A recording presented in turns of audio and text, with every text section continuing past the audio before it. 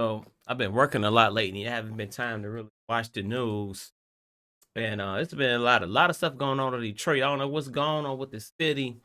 It's so much hatred amongst residents in the city. I don't know what's going on. Something in the water, but man, you sit back and you watch the news. Here goes some of the most viral stories that I've been hearing about for the last few weeks.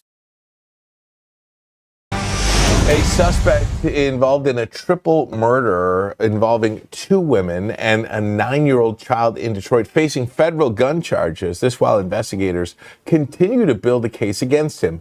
As Fox News' Robin Murdoch explains, the mother of that child is hoping others can learn from her heartache. As you can imagine, this woman's heart just sank when all of this started coming together. First, she learned that her daughter, her sister, as well as her mother were missing. And then she saw what she believed was her mother's SUV burned on TV. Now, the last time she spoke to any of them was on Saturday, and it is a conversation she will never forget. My daughter was asking to go to her friend's house, and I told her, yeah. And she didn't go. And sometimes I just think about what if she did go. Elantra Sutton, the mother of 9-year-old Ava, found dead inside of a burning car on Detroit's west side, along with the child's aunt and grandmother over the weekend, is still numb over the discovery. And hold on, what? Usually you don't find 3 women dead. There had to be a story behind it. But when you hear it was a 9-year-old involved, you mean questions, everything is just speculation at this point. What the fuck is going on? Oh my God. She had just returned from vacation and soon saw what she believed was her mother's charred SUV on the news. I'm still waiting to wake up. From the nightmare. Less than 24 hours after the bodies of Ava, 44-year-old Sandra Davis and 23-year-old Courtney Davis were found, Courtney's ex-boyfriend was in custody as a person of interest. On Tuesday, Edward Redding faced federal gun charges stemming from a probation violation. An autopsy revealed the women had been shot and the young girl stabbed. With a case like this, it really upset me as well, and it upset our community, and it can create a sense of fear. So he had a firearm, but he still chose to stab the 9-year-old? That itself got questions. According to the federal criminal complaint, the 29-year-old, who is described as a suspect, drove from the east side to the west side of the city where those 3 victims were found, a license plate reader helping investigators track him down. A gun was eventually discovered in Redding's car following a police chase and crash, and that led to the latest charges. On multiple occasions, my sister tried to leave him, and he wouldn't. He would always find a way back. Redding, who had served 13 years in prison for carjacking and armed... Hold on, what? I ain't good with math. He was 29 and he did 13 years in prison? But hold on. A teenager? What? Robbery is now being held without bond while a joint homicide task force continues to build their case against him. In the meantime, Elantra Sutton is simply overwhelmed with grief and questions as she tries to understand why her 4-year-old son, who was also in the care of his grandmother, was spared.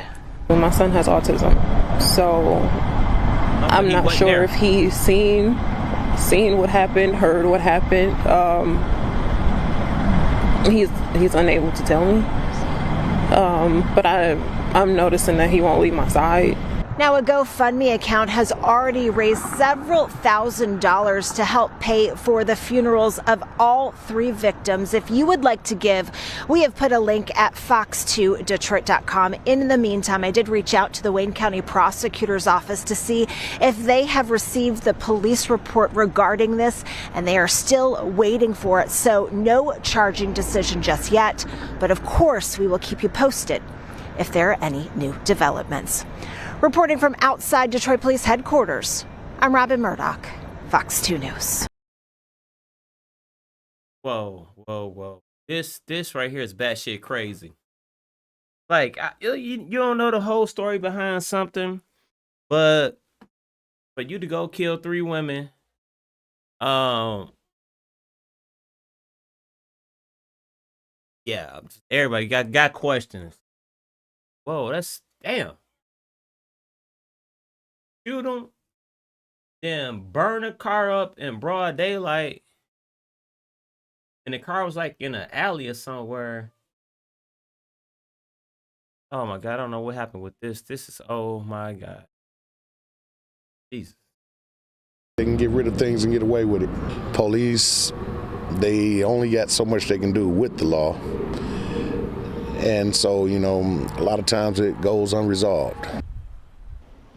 Another story that's just developing right now, where a body discovered on Detroit's east side. Firefighters were called to the scene of a fire on Fairport Street Saturday morning. When they arrived, they found a small fire in a vacant lot next to a home. Once those flames were put out, a body was discovered. Police tell us this is now a homicide investigation. Wow, so now what's going on in Detroit? They is just finding, and the thing is with Detroit, like, the weather just started warming up, and it's already this bad. Wait till we get to them 70, 80-degree days 2 and 3 times a week. Wow. People shot after a family dispute. I'm Camille Mary. We'll have details coming up in a live report. 7 days since 17-year-old London Thomas was last seen. A search underway. And it was just a stunning day today. Temps were in the 50s. Right now, we're currently in the middle 50s right now. We'll show you how long this trend lasts and when we expect to see rain coming up in the forecast.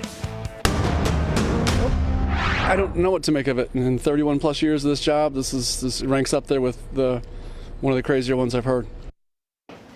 And we begin with breaking news out of the west side of Detroit, where 5 family members have been sent to the hospital, all of them with gunshot wounds. Damn. Detroit police say there was a fight between family members and then things escalated into a full-on shootout. Good evening. Thanks for joining us. I'm Hillary Goulston. And I'm Dave Spencer. We are learning more now about the conditions of those multiple victims. Fox 2's Camille Mary joins us live from the scene. Camille, so much to unpack here. Where to start? Yeah, 2 people, though, are critical condition and 3 in temp serious. But let's talk about what happened. Let's rewind the clock back to yesterday. And that's what led up to all this. Is a family member died after a long-term illness. She was an elderly woman.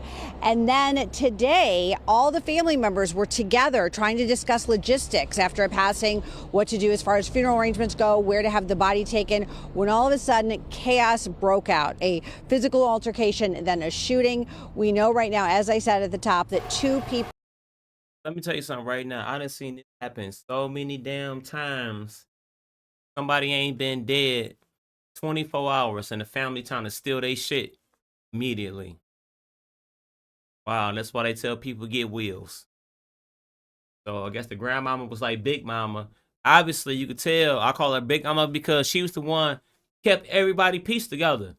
She wasn't even gone 24 hours and they trying to take each other out. 2 brothers in their 50s in critical condition, and then 3 50s. Women who are also family members. One of them, the wife of one of the brothers, and then also a niece who was in her 20s, also in the hospital. Now, the Fitzgerald, when in-laws become outlaws. Assistant Chief Fitzgerald talks about this way better than I can, so I want you to listen to what he has to say in his own words. Sounds like it started with the 2 brothers in a physical altercation. Gun falls out of the one brother's waistband. Another brother picks it up, fires a shot. Others return fire to defend that person. And even when the original officers, the responding officers arrived at scene, they were still fighting on the front lawn. One of the family members had a broom, hit another family member with the broom. Okay, so right now we know that there was also a person who was inside the house. This all happened outside, but who was inside the house, who is suffering from a stroke, who is recovering from that. Police worried that he could have maybe been hit in this, but he's okay. And then also a bullet hit another house. Luckily, no one was hit. Right now, it's kind of a hectic situation because someone walked up. He actually walked up to us first and then to police because he's trying to get to his house back there. He's screaming at police. Police are trying to get him to calm down. He doesn't appear to be related to all of this, but still kind of adding to the stress and the chaos of this scene. But for now, that's what's going on. Of course, we're going to stay on top of this and bring you the latest information as soon as. That's why they say a lot of us therapy. This shit is so crazy. You already had somebody die, and instead of y'all coming together and grieve, y'all come together. Just want to have a whole gladiator match front yard.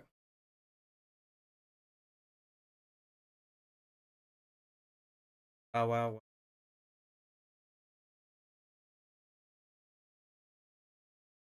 As we get it. Reporting live, Camila Mary, Fox 2 News. Yeah, Camille, whenever you're dealing with these domestic situations, we know emotions can run high. Do we know if the family members who were not injured are cooperating with the investigation at this point? Well, again, interesting. And also, too, I didn't even tell you where this was. This is in Detroit, Sussex and Linden. Again, I apologize for kind of the chaos. You can probably hear the screaming behind me. But we do know that one of the people arrested, a woman, is also believed to be a family member. But who shot who? One of the people who shot is in the hospital, but police still trying to sort it all out. Just a very chaotic, messy scene. And again, this with this neighbor arguing with police is not helping matters at all. Yeah, David, Hillary, back to you. We know this happened. Even with all the stuff that goes on that you hear about on the news in Detroit, it's a lot of stuff you don't hear about in Detroit. It's still a unique city.